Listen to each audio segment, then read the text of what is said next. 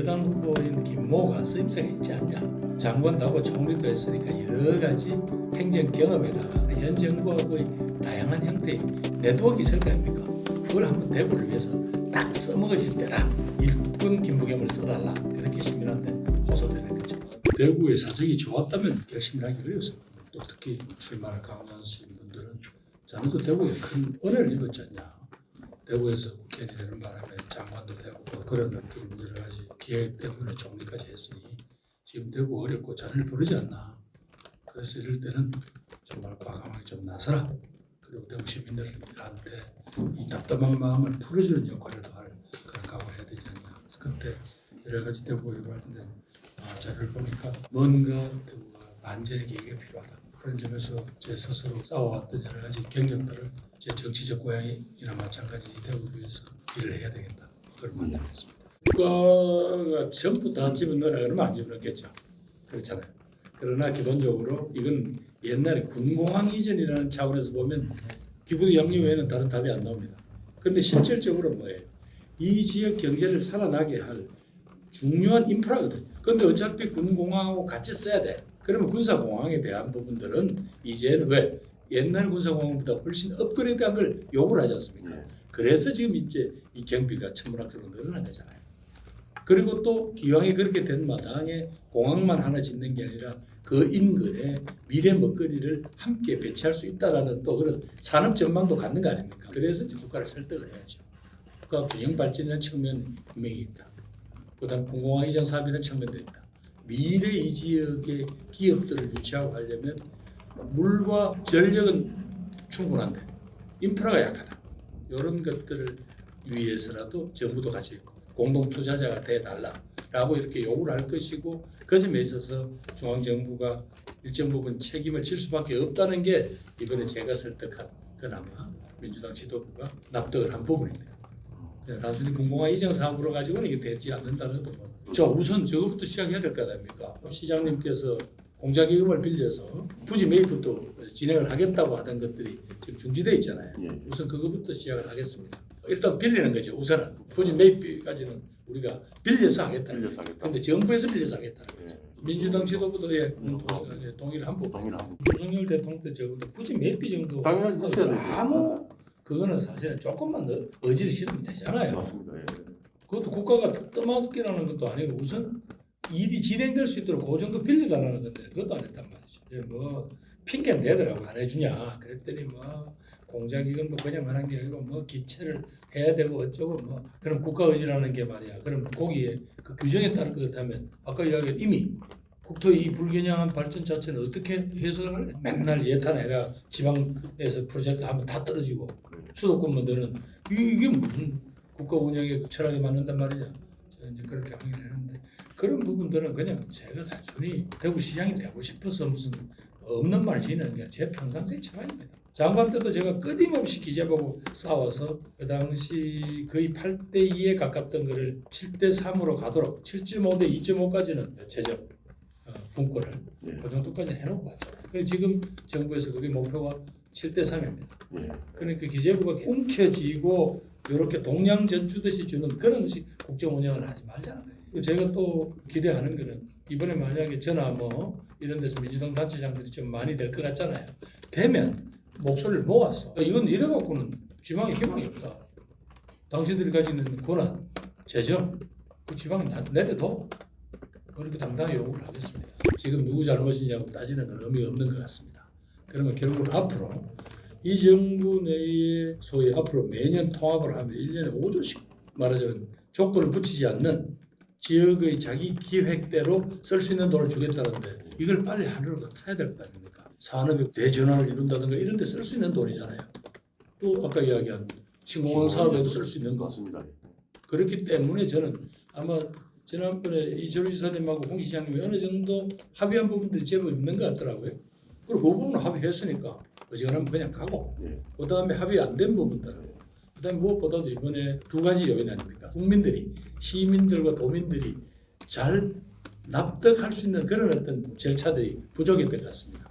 예를 들면 경상북도 북부지방 분들한테는 이거 왜 또 겨우 도청 옮겨놓고 뭘 좀 해보려고 하다가 또 이러냐는 그런 불만과 또 우리가 또 소외되지 않겠냐는 걱정이 있는 것 같고, 일부 대구 지역 시민들은 어렵게 예산을 또 넓은 지역에 골고루 나눴어야 되면 또 뭐 우리 여러 가지 복지 수요나 이런 것들을 감당 못하는 거 아니냐, 또 이런 우려도 있었던 모양인데요.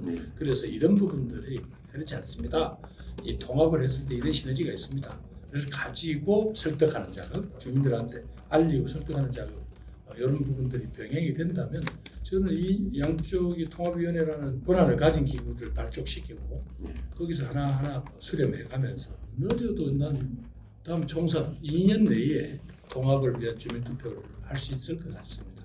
그렇게 되면 통합을 해놓고 그러면 또 이 정권 2년 남지 않습니까? 그 사이에 있는 10조 정도의 약속한 그거라도 말하자면 받아야 지역 발전에 중요한 자본 투자가 되겠죠. 그 점에서는 제가 이제 떠났으니까 여러 가지로 당시에 사과는 여러 가지 편지글도 보내고 했습니다만 어쨌든 그때는 사실은 정치를 이제 더 이상 할 수 없다고 생각했습니다. 무슨 아시겠지만 제법 일을 많이 했거든요. 내가 수성구에서 가보면 일한 게 없다는 거는 안 가본 사람들이 아니고 가본 사람도 압니다.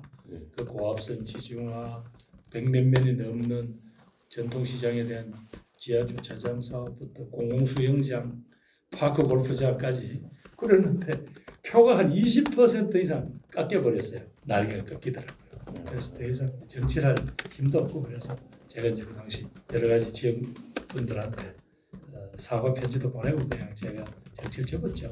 그래서 이제 떠난 거고, 그러니까 집사람이 편하게 살자, 입에 단물이 날 만큼 안 했냐, 이래서 이제 정리를 했던 건데 그러고 정치권에 거리를 두고 살았지 않습니까? 그래서 그 부분을 마치 대구를 버린 거나 이런 것보다도 저는 솔직히 대구가 저를 버린 거 아닌가라는 항변하고 싶습니다. 그럼에도 불구하고 정치인이 자기를 한 번이라도 뽑아준 지역민 곁에 없었다는 건 제가 사과드릴 일이라고 생각합니다. 결국은 이제 많은 사람들이 나 민주당은 찬성 못하겠는데 김모는 한번 믿어보겠다 이런 분들이 있잖아요. 그래 그분들이 왜 그런 이야기가 나올까? 그러니까 민주당과의 오래된 거리감 자체는 하루아침에 좁혀지지가 않겠지만 적어도 지금 시기에 대통령 임기 4년 남고 시장 임기 4년 남은 이럴 때는 어떻게든 간에 이 여당 후보인 김모가 쓰임새가 있지 않냐. 그리고 김모가 그래도 장관도 하고 총리도 했으니까 여러 가지 행정 경험에다가 좋든 싫든 간에 현 정부하고의 다양한 형태의 네트워크 있을 거 아닙니까? 그걸 한번 대구를 위해서 딱 써먹으실 때다. 그래서 지금 일꾼 김부겸을 써달라. 그렇게 시민한테 호소되는 거죠.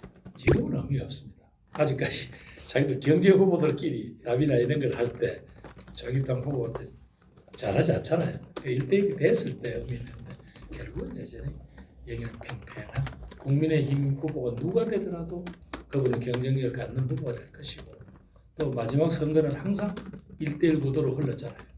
그렇게 됐을 때 현재 민주당 계열에서 최고도 그냥 결국 40%밖에 없어요. 그래 그 벽을 넘어야 되는 거예요. 그리고 지금까지 40% 이상은 못 땄으니까 이재용도 임대윤도 김부겸도 누구도 지금까지 40%에서 언저리 왔다 갔다 했잖아요. 그거를 이분들이 그런 선택에서 이번에 뭔가 내가 바꿨을 때 효용이 있더라는 것을 설득을 해야 되죠. 그래서 지금 이번에는 딱 제가 필요합니다. 제가 어디 가서 제자랑 잘 안 하는 성격인데 이번에는 이건 날 좀 써보라. 딱 요때 쓰려고 그동안 좀 그거 한 거 아이가 할 만큼 딱 맞는 것 같아요. 제가 그런 경험을 쌓았지. 또 여당 후보지. 또 여러 가지 정부 내 각종 장관님들이 다 저하고 이런저런 인연 있는 후보들 아닙니까? 이럴 때 한번 안 쓰시면 시민들이 언제 쓰시려고? 그는 정말 호소를 드리고 싶어요.